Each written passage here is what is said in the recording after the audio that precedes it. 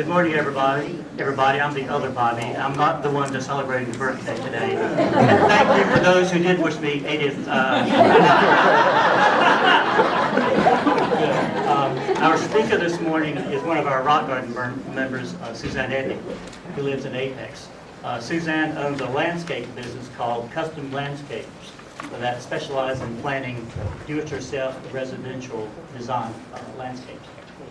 She has a BS degree in art education from the University of Pennsylvania at the Kutztown campus.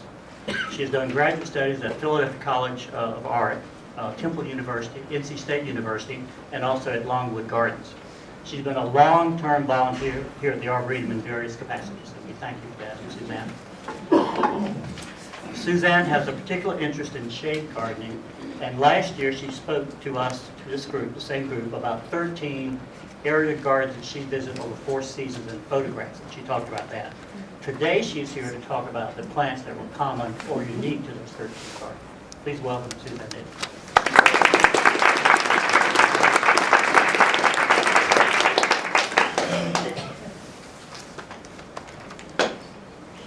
Can you hear me? Yes. You all can hear me? Yes. So I'm going to be facing this way with my, that's my pocket.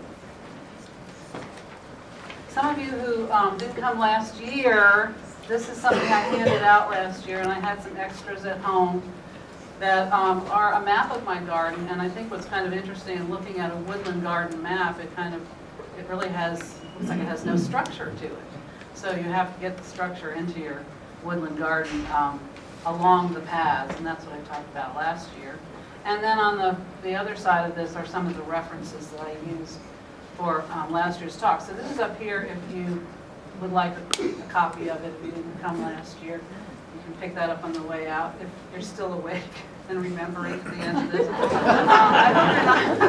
I hope you're not quaking with trepidation as you look at the size of this slide list. It's crazy. But it's only the tip of the iceberg.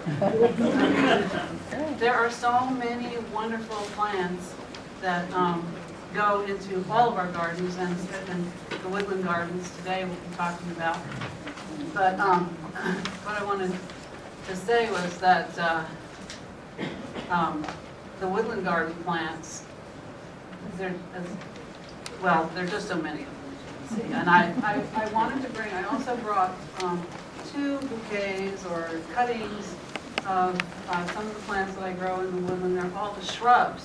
A lot of the conifers and the evergreen shrubs. And I think I put one on this table and one over here on this table. So you might want to inspect those towards the end if you just pick up a snack on the way out. So I did cut this slideshow right to the shrubby layer. The shrubby layer and the bulbs, and I'm skipping the canopy. That's about 50 slides. So we're going to be able to be on time as we get out of here. And if you picked up a book that had all of these plants in it, and photographs, and about design, it might take you, a week to look through it and digest everything. So for some of you, because I've got a lot of old friends and my peers in here, this is a good test for me. And then I have probably some people who are just doing woodland gardens, I hope. Okay, so we can start with the gardens, and turn off the slide, turn off the lights.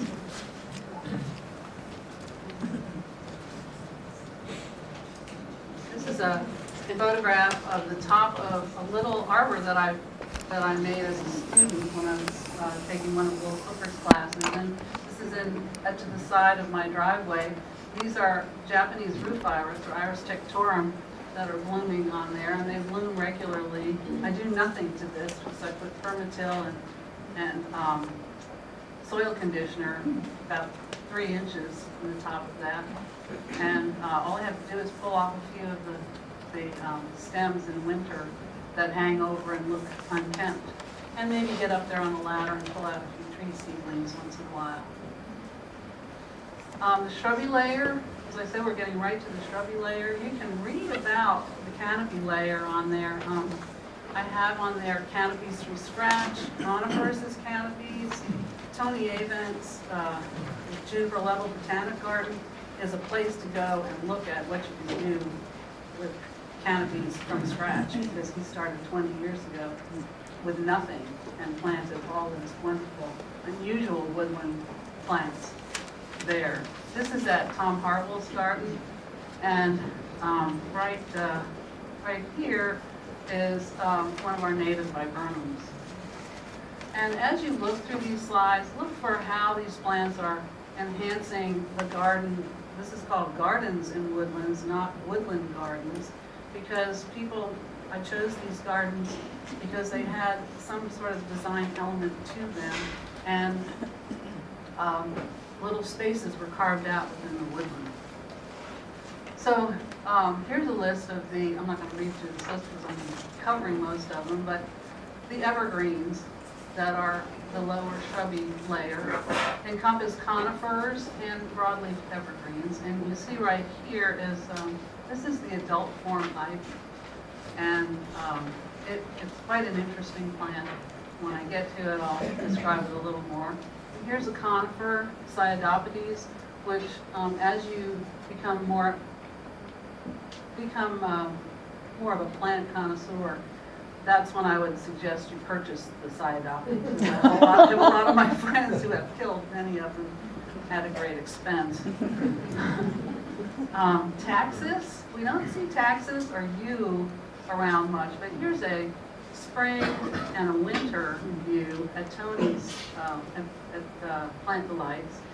And it is not deer tolerant in the north, but here I don't think the deer are bothering me that much.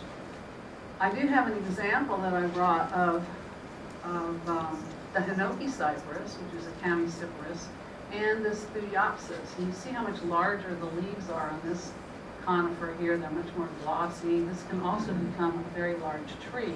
Here in Wilmington, I've seen a 30-foot tree down in the Wilmington Botanical Garden with an arboretum there. Not akin to, but with somewhat of the same name, Cephalotaxis. There are different cultivars, Cephalotaxis harringtonia. This one is probably prostrata, and this one's at my garden, and I bought it as Drupacea. And you can buy a lot of different kinds of wonderful cultivars. It's a great difference in texture. And over here, this is Jonathan Nyberg and Rebecca Wilson's garden in the spring of 2010.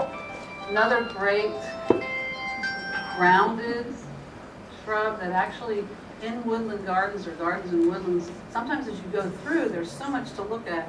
You need some kind of a regular shaped plant to stop your eye and to hold your attention. And this Cryptomeria globosa does the trick for that.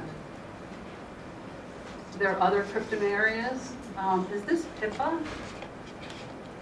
This is in this one here, in Amelia Lane's garden. Amelia, is that Pippa? Cryptomeria? Or is it Black Dragon? Whatever. Black Dragon. There is one called Pippa, though, that stays short like that.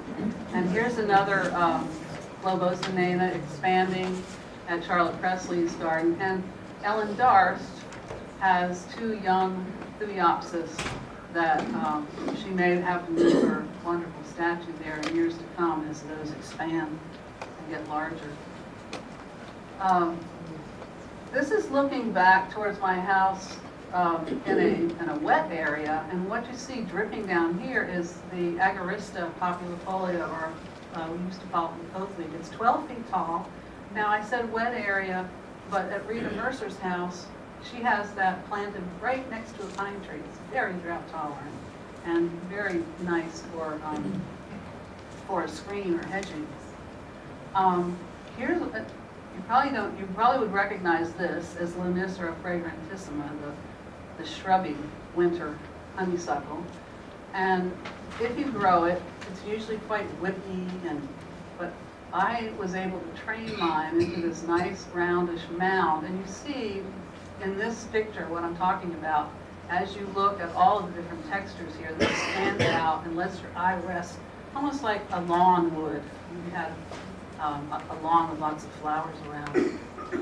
Elysiums, there are just so many great ones. Ellen, what is this cultivar? Sunshine. Florida Sunshine has these great pale leaves to it. And then Elysium floridanum. What I love about this is if you plant it, it needs a little bit of moisture, even moisture. And if you plant it in your woodland garden, as you walk along, you can surprise and delight your guests by picking off a leaf and letting them crush it and smell it. And one might be of anise, and the Elysium floridanum to me smells like a gin and tonic. So it's really a lot of fun to show that. Talking about the soils in all these gardens, of course, were a little bit different. Tony Avent's plantaholics, juniper level botanic gardens, and mine are Triassic basin soil. That's sand over clay. And mine happens to be a garden that the farmer that owned all of the land, he told me we never cut these woods because they are a filter for all the springs that run under here that feed the lake behind my house. And what that means is I have constant moisture waking up. So I've got a lot of moss. It's very easy for me to grow moss. In some places, very easy to not have irrigation on certain plants. One of them is this Elysium. And here you see at Charlotte Presley's, here's the flower of Elysium. Now there's another scent that's quite unusual. If you're a dog lover, you probably like this scent because it smells like very clean dog breath. Not that they just brushed their teeth, but it's really kind of neat. And here it is. Here's Elysium floridanum. Big. It's gotten really big, colonized there. And in front of it is another shrub, the double file viburnum that lines the driveway. Getting into the viburnums, I discovered very early, this was in one of my first gardens, that viburnum burwoodii grew under the dense shade of a purple plum and still have beautiful blooms. And of course, it's quite drought tolerant because of that. This one is the viburnum chindo, which kind of looks like a magnolia. If you don't want the huge size of the magnolia or girth, you can plant that. Of course, you won't get those magnolia flowers.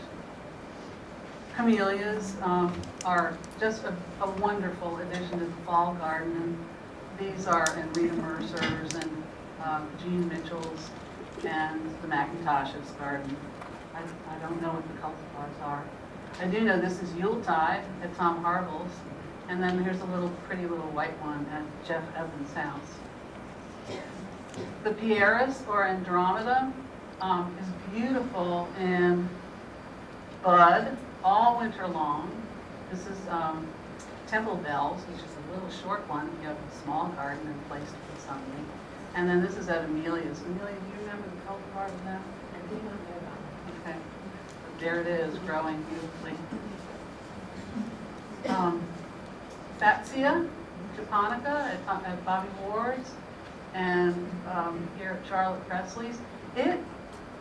This year, because we didn't have a really killing frost, I could always count on knowing when the frost was going to come, because this would bloom, have 1 or 2 days to see these really incredible blooms, and then they would just fall over. The temperature would drop and stay. I did put mandinas in. I know they're a member of the barberry family, and they are on the noxious weed list. But they are very easy to edit out and pick out, as are some of the other barberries. This one has the yellow berries on it. And notice that Amelia has left some of these long stalks, because it is called heavenly bamboo. And it doesn't run like bamboo, but what you can do if you really want a heavy screen with this is cut about 1/3 of these tall canes down to the ground, and the new growth will come out at the top of that. That is also true for mahonias. So that you can have, some people either love mandina or hate them, and I always ask them why, and it's because they say they're so leggy. Well, you can make them all nice and layered in your garden, if you wish. Daphne odora, can't say enough about Daphne odora. It again is one of those perfect balls. It's worth trying to grow. People say, how do you grow it? You just plant it high. What you can do literally is get a bag of pine bark mulch, put it on the ground, over newspapers, on the parent soil, put your pot in there, get a little tiny pot, put it in there, keep it watered a little bit for the first year. It needs drought. I read about this in Sunset Magazine 30 years ago, that it survived the droughts of California. So it needs dry. And I wanted to address boxwoods, because look at how Amelia has used these to sort of formalize a little her piney woodland edge. And then at Tony's Plantaholics, you'll find some other cultivars. This one I think is elegantissima. But the boxwoods are worth bringing in. Right now I understand that a boxwood blight has jumped into the United States, and it was devastating some of the nursery stock. So be pretty careful. If it makes it to a retail nursery, it probably doesn't have the boxwood blight, because it will kill a plant in a pot in a week. So just know that the boxwood blight is around. Of course, it has lots of other kinds of diseases that go along with boxwoods, but I think it's just a beautiful plant. This again is at Amelia's, and look at how these two little balls of green just welcome you into this little sun space in our garden. Don't forget the acubas. The acubas are just a great drought-tolerant plant that will fit in anywhere. The deer don't eat them. Did you happen to, oh, do they? Oh, they do? Oh, they're not eating at my house. Okay, it's like, well, I remember I'll never forget when Tony said, well, I can't ever say a plant is deer tolerant, because if you take 12 people out to dinner, they're going to order 12 different things. So it's just the same thing with deer. But I did not know that this was a female. They're female and male acubas, and female have these beautiful berries. I have a specimen of that on one of these vases over here. Another variegated plant, and people will like, give me a cross say, I will not plant Heliagnus. When you go out today, look in the parking lot here, and you'll see one of those gorgeous variegated Heliagnus. The variegated ones stay very nice. They don't seed around. They will try to revert and get these big whips of green on them, but you just go in there in 5 minutes, take those off. And sometimes I let my whips grow until Christmas, and I'll take them off and I'll braid them and make big wreaths out of them, which is kind of fun to do in the driveway, just wrap them around each other and have these big circles you can hang on trees. These two plants are pittosporums. This is Pittosporum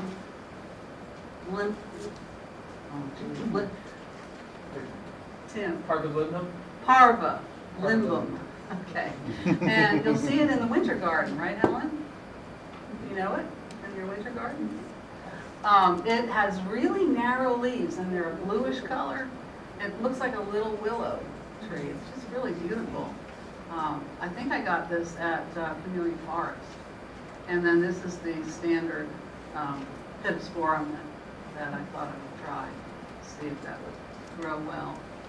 A collection here of ligustrum. I mean, ligustrum is so common, but Davidson's hardy is, everyone's going, they're not liking this. And then one, this is a seedling Mahonia, okay, so there you see, they do seed around. But this collection here is quite interesting. Here is Distalum americanoides, which is a low-growing blue form. It's called the Chinese witch hazel. And above it is your mystery plant that you're holding on to. Lindera strychnifolia that I purchased from Woodlanders. And when I looked this up on the internet, you could be munching on it, I think. Today, don't do it. But, it's a medicinal plant that has a lot. I mean, it has dozens of cures. So it's the Chinese spice bush, and it can get into a big tree. Behind it is Turnstromia gymnanthera. So you see these colors are good. Now, I promised you that I would show you plants in gardens in woodlands. These specimens that I have up here could be anywhere in anybody's garden, but we'll get to a few more that have more structure. So here it is. This the light shines on it. It's evergreen and beautiful. And then these are the two pictures of the adult form ivy. I want you to look at these little beautiful balls that are on top of the ivy. They turn into wonderful bluish berries. I don't know, there must be 50 berries on each one of those things. Well, if the birds get hold of them, you're going to have ivy all over your woodland. But I had a wedding. I have a couple of friends that have asked me to do some little arrangements for weddings. These make the neatest little additions to tiny wedding arrangements for like little tables. So if you can get to these things and cut them off before the birds eat them, then growing the adult form ivy won't get out of hand in your woodland garden. Some of the Mahonias, these two are taken at Amelia's. This is Mahonia aquifolium and Mahonia gracilis. This is the smooth, and it doesn't have any prickles on it. They're in the barberry family, and Amelia told me that she brought a pot that she propagated of Mahonia aquifolium here for our auction. Our auction at the end. Rhododendrons, Cataviensis is probably the best one to grow here. Here's a Tom. Tom, what was this thing that you had? You had it wrapped up, and it looked like a big bird. It was at the end of it. It was very cute. That's a grinder. A grinder, okay. But do something really creative with your equipment. And this just looked like a huge bird waiting at the end of the path. It was great. And then, whoops, go back. Oh, wait a minute. All right. I wanted to show you this here. This always gets attention when people come through. It's a very tiny little rhododendron macrofolium, and I have it wrongly listed on the list. That's probably others on there. It is. It has really interesting little fuzzy, narrow leaves and tiny little strappy pink flowers that come on it. Other azaleas and rhododendrons, just pictures for you to see how beautiful they are in some of my friends' gardens. This is Star Lady at Charlotte's, and there's always a fountain going at Jean Mitchell's, and then this great path going up through the reed garden that the McIntoshes own now. Now deciduous, we're only to the deciduous shrubs. We haven't even gotten to bulbs and perennials. The deciduous give us the flower and the fruit, and the leaf structure, of course. But at the top, Tony had the Stutia scabra at the edge of his path, and I thought, well, if you can grow something like this, even if it's for 2 or 3 years, if you find a little tiny pot of it and you pay $5, let it grow into something that you can enjoy. And then at Tom's house, I was able to get this great picture of Hartsebuston, the Euonymus americana. So here I'm talking about adding ornamentals. You saw as we were going through the other broadleaves that ornamentals and natives into your woodland garden. You'll have a great variety of things. Here are some of the natives. Rhododendron ostrinum. This now is about 10 feet tall. And then the pinkster azaleas, seen here in the reed garden, just as it should be seen, is very native, and then had Amelia's just as a specimen. The Harry Lauder's walking stick. If any of you don't know who Harry Lauder was, he was a Scottish comedian who had very bow legs, and he always carried this crooked stick that he walked on, and so that's what this is named after. And this is in Sylvia Redline's, I call it a conservatory garden, because it's just like a conservatory without a roof on it. It's beautiful. And anyway, you see it here, close up, and it's about 8 feet tall. And then it's your focal point in this picture, even though, you know, this is a big presence here, but she has all of her other plants clipped and worked in beautifully and arranged. Other plants that have long racemes of flowers are the corylus and corylopsis. Well, this is corylus, and this is corylopsis here and here. And these get about 12 feet tall. And then the Stachyurus praecox Desai at Amelia's garden is beautiful. There's actually a stem of it in one of the arrangements out here in the hallway. Oh, I'm sure you all saw those as you came in. And here is it performing the corylopsis along my woodland path going back to the house.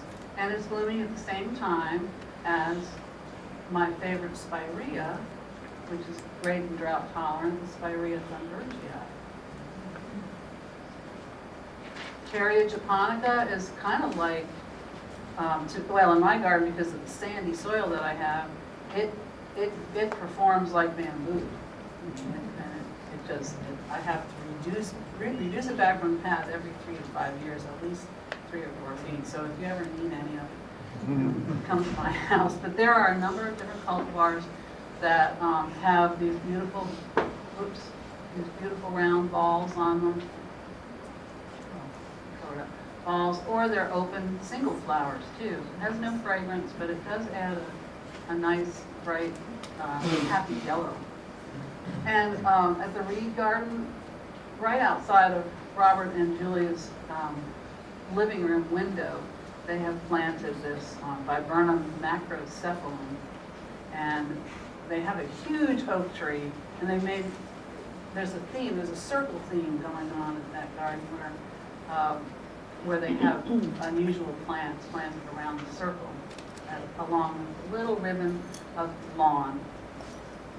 Other balls, of course, are the hydrangeas, and this one is a favorite because it does so well. You can cut it back like a perennial, and then all of these blossoms will come on the new growth. This is Annabelle, Hydrangea arborescens Annabelle, and now they have invincibelles, which have other colors to them, but they do have these regular balls, and you can let those, they turn to a beautiful green, and then they dry beautifully on the plant, so you can harvest them for dried arrangements.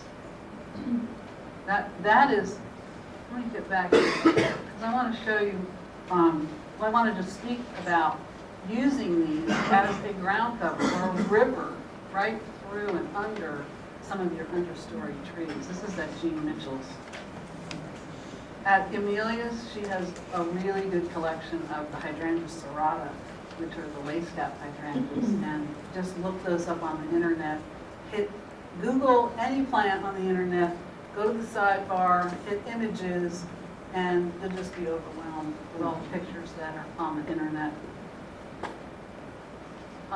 In my garden, the Hydrangea quercifolia, or the Oakley hydrangea. This one is summer snowflake, and it blooms at the same time that Stewartia monodelpha blooms, which is the tall Stewartia that is along the path with it.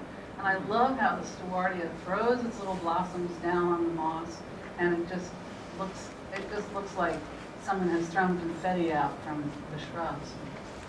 Here is just a montage of what the oak leaf hydrangea looks like in different seasons.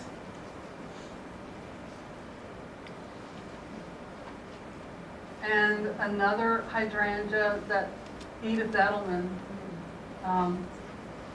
introduced to me many years ago, but I never was able to grow it, is Hydrangea paniculi tardiva, blooming, in the summer and as a tree.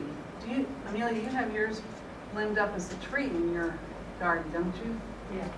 And so I started doing that with mine, and it really works well. To the right, blooming at the same time, and also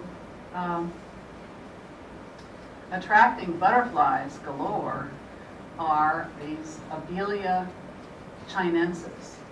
And if you're in the shade and you're lusting to grow Buddleia, grow Abelia chinensis.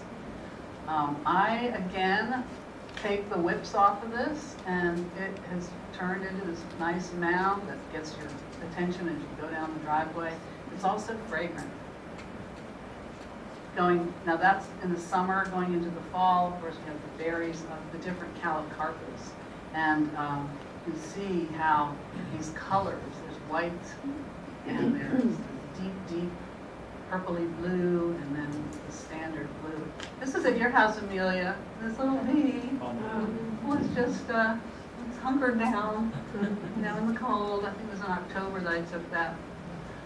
This spring, very soon, the hamamelis, or the witch hazel, are going to be blooming, and Arnold's Promise will be the last one that blooms. They're all fragrant.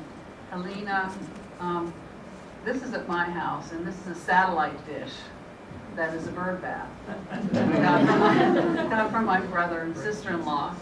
And the one reason I wanted to plant this was the first parking lot here at the JCRA Arboretum, JC, had a calendar walk, and he had one of these Helenas as a tree form that's probably about 10 or 12 feet tall, and I have always wanted to emulate that and put that in my garden. Remember that either? I do. I have slides. And here is just there's other reasons than the flowers, but because the color in the fall does this beautiful job at enhancing the garden. Most photographed shrub is our Edgeworthia chrysantha. And I have to tell you a funny story. My husband is not here today, and he probably would be asleep in the back row if he were. But we were taking our dog for a walk, and we came back through the woodland. And I said, "Oh, Ed, smell this. It's so wonderful." And he smelled it, and he said, "It smells like a dandelion to me." He's just, every plant looks like grass to him. He's wonderful in every other way. Someone was over, a friend of mine was over yesterday, and because we have such different interests, I'm able to do what I want in my garden, which is great. He's able to do what he wants in his office, so it's just great. But here are some great pictures of the Edgeworthia with snows. This is winter, where we're waiting with the buds have formed, and you get to see that structure all winter and those silvery buds on top. Then it starts to expand. And I'm glad I have this picture in here because I wanted to show you this palm. Both Amelia and Bobby Ward have a palm. His is in pretty much full shade, and Amelia's has more sun on it. Bobby, what is this?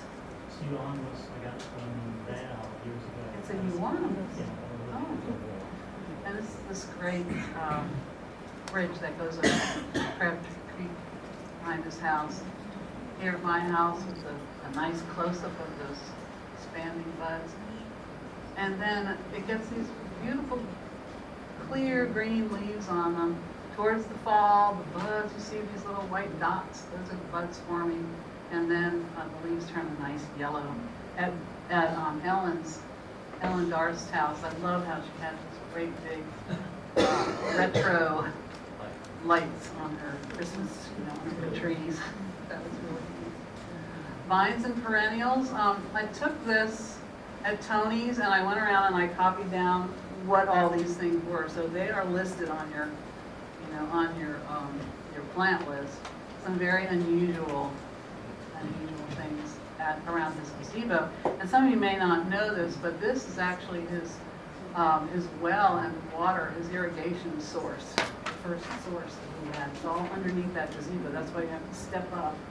And then there's a trap door, and under it are all the workings of his first irrigation that he did.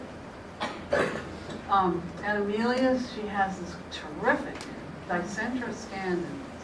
And Dicentra, you know, is a bleeding heart. Who would think that it would climb? Well, it climbs just beautifully across her workspace at her house. I had to put in our natives because they're really nice vines. This one found its way. I didn't plant this. Some bird seeded it in, and it's making its way up. That's the Virginia creeper, and then this is our Carolina jessamine, and then at Jean Mitchell's, she has intertwined in an azalea the trumpet honeysuckle. Just a beautiful combination. Who would think of this sort of reddish with light pink? It looks so great. At Ellen Darce and at Amelia Lane's, they have the most unusual, it's a Mediterranean clematis, Clematis serosa. And it starts out here, as you see, it's blooming in the spring, or it's growing in the spring. And then all through the winter, if you have a mild winter, it can stay evergreen and bloom for you. These wonderful little blooms, and it has a citrusy scent. Clematis armandii is evergreen, and there it is looking like Oompa Loompa there on my arbor. It's actually climbing up onto a redbud there. And then the little smaller Clematis durandii, and then the virgin's bower, which blooms in the fall. And I don't know if that's fragrant, I can't remember quite. But it can be weedy, it's very difficult to pull out, but I just let it scramble into the Carria japonica. I have to address the star jasmine. Do not plant this where it will get away in your woodland. I think it should be on the noxious weed list myself, because if it gets away in the woodland, it's almost impossible to pull. If you try to pull it like you pull periwinkle or ivy, the whole outside sheath comes off and the wires are staring at you, saying, oh, you can't get me out. I had to have someone come in with a backhoe and take all of it out and threaten them not to leave one piece on the driveway that would escape into my woods. So this is an arbor at my house right here, but this is planted in 2 pots so that I can actually keep it contained. But it is wonderful, and this is at Amelia's, and it's a variegated one, and has beautiful flowers that are so fragrant and add a lot to the experience of the garden. Ivy, if you plant ivy, you're just going to, just know that in years you're going to have this. But here's some glacier ivy. It's making a nice little trail over some moss at Bobby Ward's. And then ivy has been crossed with Betsia, the shrub we saw a little earlier, to make something called tree ivy. It doesn't cling or anything like that, but it does, you can get this really great variegation with large tropical looking leaves. Here are 2 clinging vines, the Hydrangea pedularis at Amelia's. Is that Phacelia above it? Yeah. And I have 2 pictures of this. This is at Charlotte Presley's. This is the Ficus pumila, the little creeping fig that used to not be hardy in Raleigh 20 years ago. You only found it in very warm walls, and now it's pretty hardy. But I have a picture of your wall, Charlotte, before you had this on it. It is quite beautiful. And now it's covered, but it's really making a nice spoil for your sculpture there. Or ivy. You can see if you put it in a pot, you can enjoy it. You can enjoy all of the different cultivars of ivy. Schizophragma hydrangioides, moonlight, has a most unique leaf to it. You see it's got the steel blue with the dark green veins in it. I use this one as a ground cover, but I also have another one that's probably 50 feet of pine tree. And here you see it. This is how I keep it low in here. And then the new favorite plant, which really is only 10 years old to the trade, is this Jasmina, officinale, Fiona Sunrise. And as you leave here today, look at the fence on the outside of the street, and you'll see it all lighting up that fence. It's just spectacular. And of course, because it's a jasmine, it will have those fragrant flowers. So here you get the bulbs, biennials, and annuals. They are plants that, add a lot to the gardening. Right in here, I was just reading in our Gardens Illustrated something about using seeds to populate your garden. People will say, oh, don't ever plant that. Seeds all over.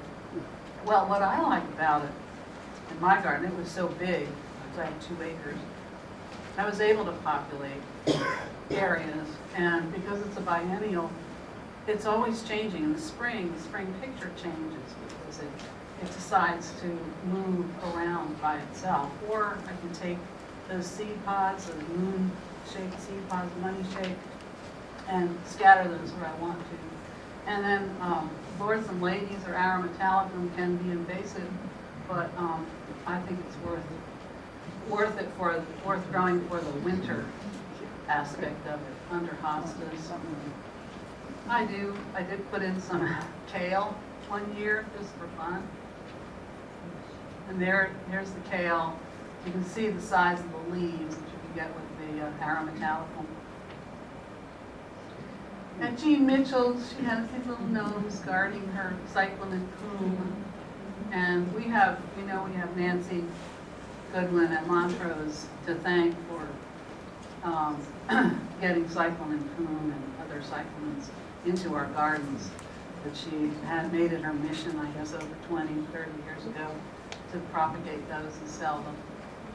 And here's one, they are pollinated by ants, so the ants will carry seedlings just about anywhere. This looks like this is actually a stone step off of the bridge at Bobby Ward's. Different kinds of little crocus and daffodils will come up in sunny places. Scilla, the Siberian sill or squill is a good addition. And then right now what's coming up is leucojum, the snowflake, and that's coming right after the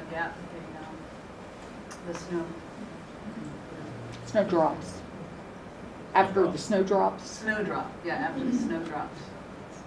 But if you like variety, like on steroid, nice big variety kind of look that comes up, and these, what I like about these plants is that you don't really have to worry about the leaves ripening and looking very ugly for long. Once they go down, it doesn't take long for them to disappear. 3 unusual plants here are Latilla, and that's the hardy Chinese ground orchid. We've seen it here at Tony's. Also at Tony's, next year will be the 30th birthday of Eucomis burgundy that Tony found as a seedling 29 years ago. And right here are the leaves of Amorphophallus, the other plant that he's made really famous around here. I was reading about Amorphophallus, and it has, they use it medicinally, the bulb, for cholesterol, for suppressing your appetite, weight loss. And so there's a reason to have that smelly, horrible thing at your back door. But it is pretty cool. At Rita Mercer's, this is a Japanese root virus again. And what I love about this is its habit. You see how it splashes out, looks like water where you don't have water. You have this wonderful splash of foliage. And here at my house, I've got it on a little hillock, one side of it. It is an iris that does not like lime. You don't really have to do anything to it, and because it's pretty drought tolerant, it's called Japanese root fires because it grew in the thatched roofs of the houses there. And Iris reticulata, a wonderful native, and then here are Jean's and the jasmine and the Iris tectorum. Now liliums, oh my, they're so beautiful. I have a picture at my house that Sargent painted. I don't know if you know John Singer Sargent, famous painter. He painted the big lilies with the little girls, and they're lighting the lanterns in the garden. If you look him up, you can see some of those paintings that he did of this wonderful little girl. So, but Lilium formosanum grows up to 5 feet tall here. And I was able to capture the buds in 2010, but I missed the flower. So, but here it is with a mermaid sculpture, and then at Tony's. Look at how that makes a great accent with all these other incredible textures in the garden. At Tom Harville's, he grows the Oriental and Asian lilies. And I wanted to say something about if you are in the woodland. You know, we think of houses in the woodland as being kind of rustic and dark colored, and well, Tom and Sarah painted their houses bright white, which reflects a lot of sunlight into their woodland garden and allows them to grow things that they might not be able to grow because of that reflected sunlight. Bulbs.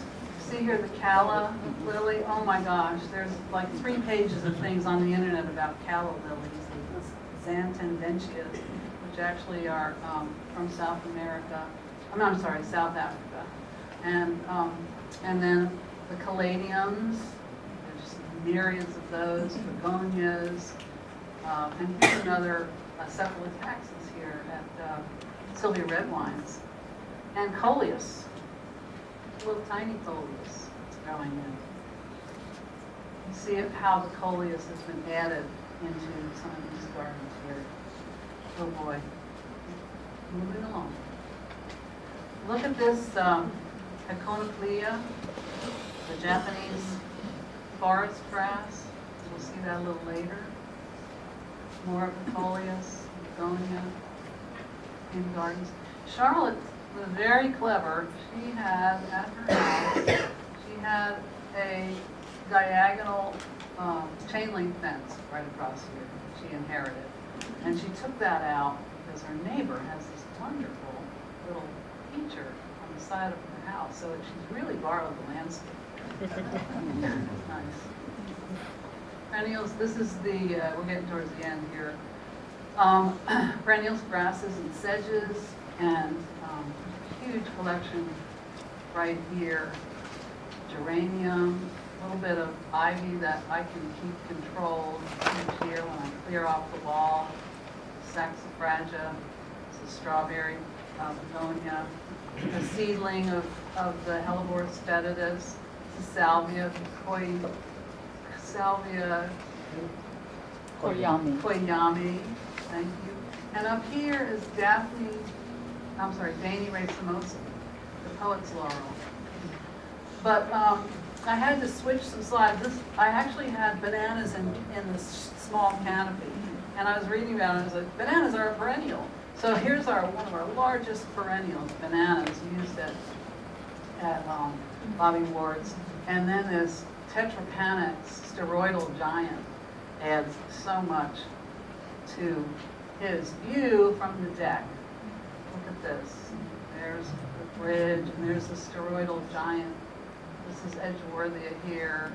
And some people did not know how big Hartledge wine, Calacanthus, could get, but it can get up to 12 feet tall, and it's doing really well. Is that right, Bobby? Yeah. And I just wanted to show you, Pam Beck had a Tetrapanax leaf that she gave to Amelia Lane and Beth Jimenez to make a sculpture of it. And I have that in my garden, and here's Hellebores behind it. That's one of their cement leaves.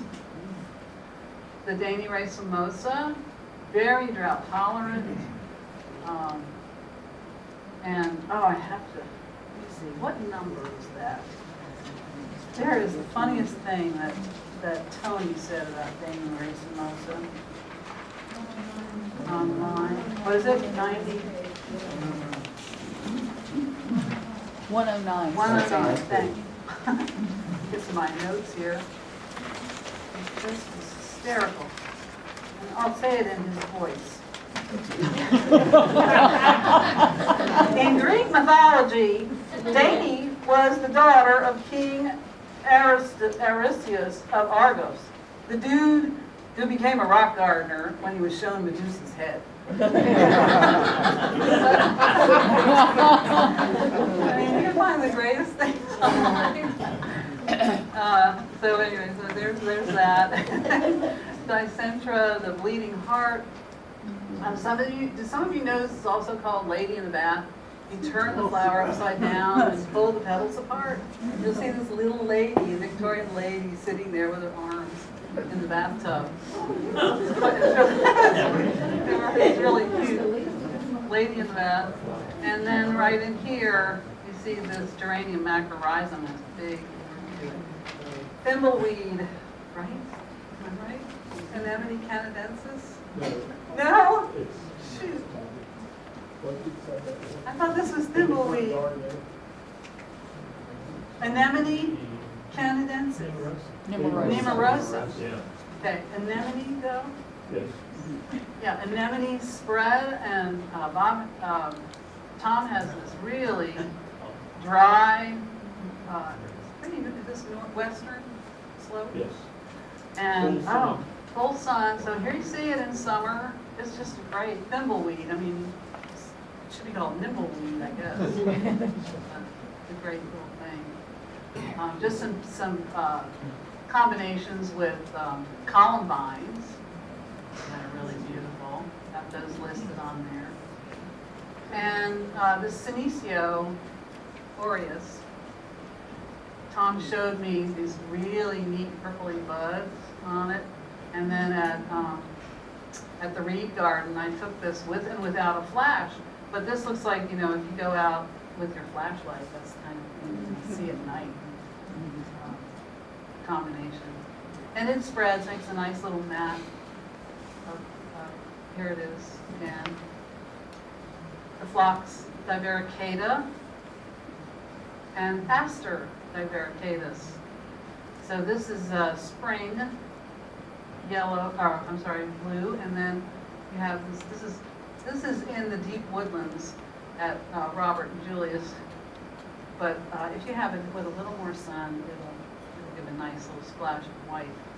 And then at Jean's, I really was taking this for this autumn picture of oak tree. It might have been the one that fell on your house, Jean, during the tornado. But the aster, these are two asters, Carolinianus, that is climbing aster. Look how big. This is her little bench right here. Calanthe, this is another orchid. And Tony, if you take home the catalog I gave you, you'll see this comes up all different kinds of colors, and it's quite reliable. And I don't water it at all. It's always a surprise and a delight to have in the garden. Other anemones, if you have a little bit of sunlight, you can grow this taller anemones. And then the ugularia, the marybells, grow well under dry shade. Is that, I don't know if that's deer tolerant. Might be.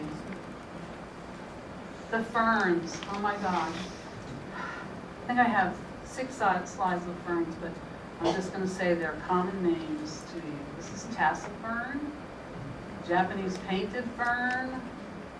This is sensitive fern, and these a holly fern with Chrysogenum virginiana. Just a little sprinkle here of maidenhair fern over bloodroot. I do. Does anyone remember Cornelius Swart? Yes, he gave me this bracken fern years ago, and of course it'll travel 12 feet a year. But it's very easy to edit out, and it adds a very primitive sense to the garden. And Amelia has the Japanese painted fern in a pot, doing really well. Here's the tassel fern. That's why it's called the tassel fern. Isn't that wonderful how they come out, just pop out, and here's all these different ground covers around it. And the wood ferns, the Dryopteris type of ferns are here. And if you want a fern lesson, call up Tom.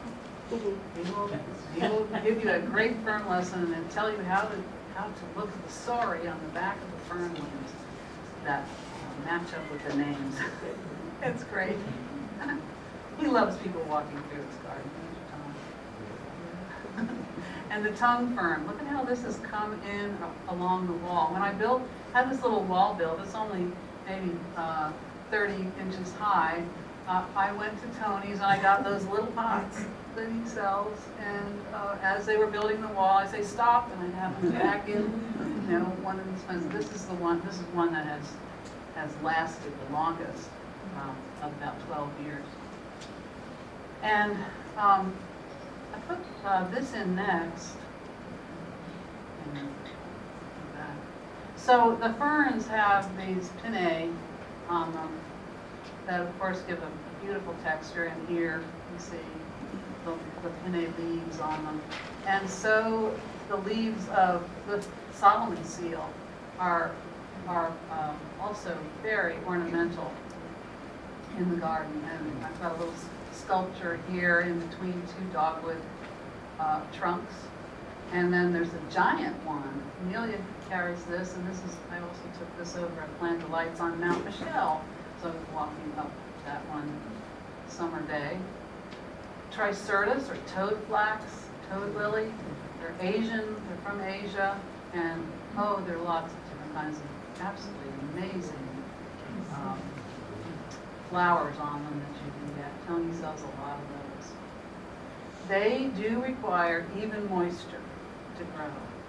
And I have them seeded into this terrace in front of my house where the water, I told you all that water comes across and down the slopes, and it bumps into the house and there into the foundation, and a lot of seedlings are coming there. I have poet's laurel in there.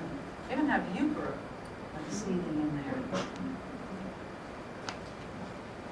Okay, and some of the larger leaves, you can grow Virginia, pig to squeak. If you take two of those leaves and you rub them together, it sounds like a pig. And here, this is Farfugium, but I took this because of these Japanese maple samaritan seeds on it, and then this is Hedysides, thank you. Hedysides, which can get away from you, but you can put something like that in a big pot and repot it every couple of years if you want that texture. Down in the pulpits, look at these different things. This one has a long tail to it that comes over it, and then Tony also has some great common names for these. All these, well, you'll see on there. And then I know Bobby Ward has some of this jack in the pulpit. How big is that jack? Actually,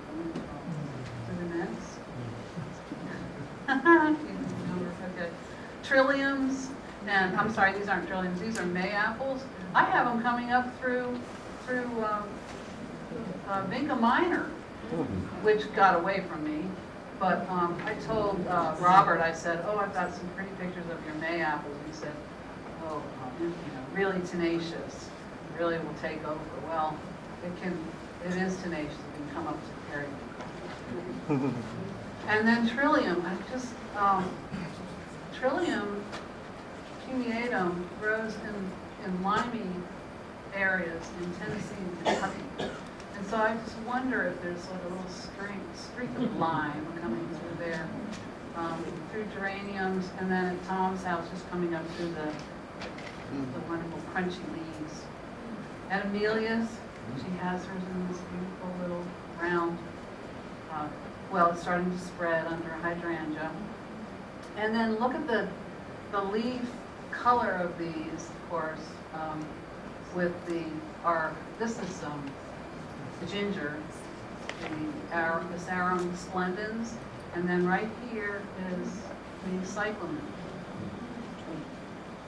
And ginger and cyclamen are both pollinated by ants. And here,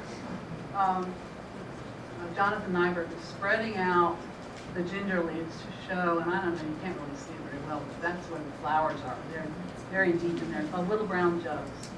And I just wanted to show you the variety of these leaves. If you let them, if you let them come up and let them pollinate and work in your garden. The strawberry begonia has this great frothy spikes of little tiny flowers. And it really does very well in our gardens. And in fact, Jeff Evans, look at this, he made a lovely little collection of pots. Because you have extras of it. You can pot it up. Epimediums are good drought tolerant, year tolerant. It's here and here. Some are evergreen. And our bluettes are Claytonia, named after a botanist in the 1600s, colonial botanist. More, just a whole collection of epimediums and begonias and hostas. I mean, it's just everything. And here you see a chorus. And we're getting to this. I love showing this because the epimediums are again working as a good ground cover, good river, drawing your eye across. Here is that Tetrapanax leaf sculpture that you can see at a distance in my garden. Water, I don't address water too much because I didn't see a whole lot of it, but I did see, bird baths, and Tom has a nice pond, and other people have natural creeks. This is, I'm getting, my brain is starting to melt. I'm sure yours is too. Sweet woodruff, which is a medicinal herb. It's an herb that May wine, you can sweeten May wine with. And then I wanted to go on to the rhodias, or rhodia, however you say it. Jeff Evans had some here, over here. J.C. Ralston actually introduced that to Dan Hinckley.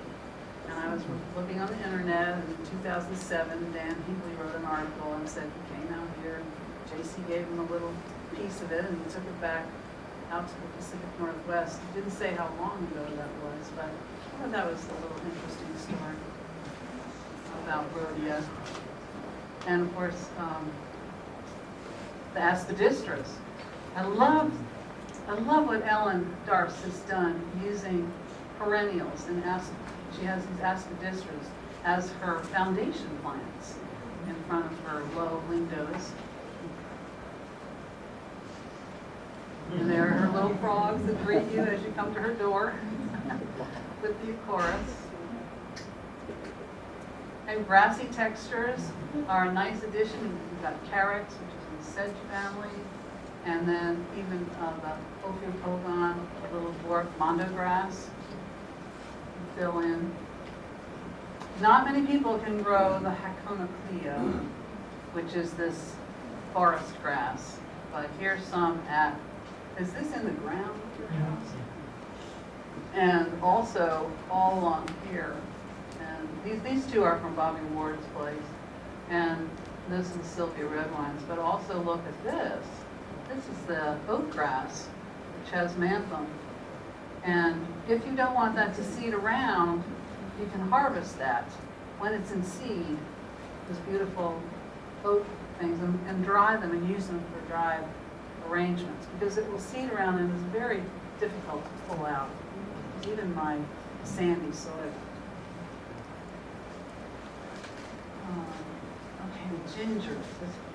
who would think of growing ginger in the woodlands? But look at this great texture here. I mean, you could use canna lilies will grow in the shade, but these gingers are wonderful. Maybe as our autumns get longer, we'll actually be able to enjoy the flowers, because as it flowers, it usually gets cold and the gingers are down. Of course, yucca pops up here and there. And then we're right at the end here talking about Hellebores. Hellebore feted us at Rita Mercer's house in March, and then her summer look. And this is a dry southern site under oak trees. So she has to feed this every year with grinding up her leaves and then putting them back onto the ground. And here are some pictures. This is at Jonathan's of the glass path. Love that glass path. And I believe these are euphorbias, but they could very well be fetidus, which is called bear claw. It's a bear's foot. Must smell really bad, because that's its common name, barefoot. And then we get to see our wonderful Hellebores hybridus and all of the diversity of these blooms. Here's a little scene in my garden. I've got Daphne up there, but I do have my, I call it my $1 million Tony collection, which I put, off to the side so that they don't, pollinate with some of the others. And here is a scene in my house. If any of you want to come by, I've got my address on there. You can just come by even if I'm not there in the next week or so and look at the Hellebores display and wander around the woodland. And these are some of the seedlings that I don't do anything to, but just look. This one has these sort of long calyxes. These are the flowers, and they will turn into seeds, and then this whole thing will fade sort of to a nice green and hang there through the summer, looking very decorative. But this one, that stopped me in my tracks, and that's the real color. It's raspberry with deep raspberry freckles. And usually when you see the Hellebores, they're more of this mauvey color. So I am going to mark it. I'm going to move it over to Tony's area and see what happens. And I just wanted to thank all of the people who garden in woodlands. And I'm going to be brave now. If Willard, Mitt Romney, and President Obama can do this, maybe I can give it a try. You are so beautiful. Can't you see?